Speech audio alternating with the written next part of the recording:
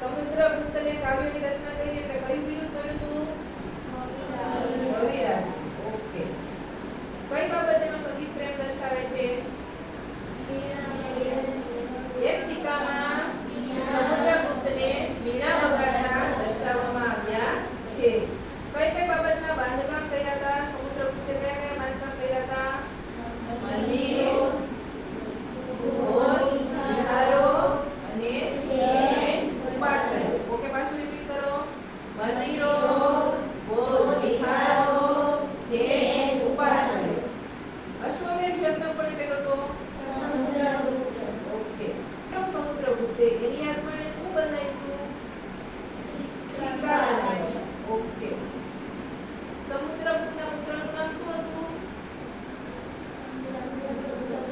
ચંદ્રગુપ્ત બીજો. ચંદ્રગુપ્ત બીજાના બીજા બે નામ કયા કયા હતા?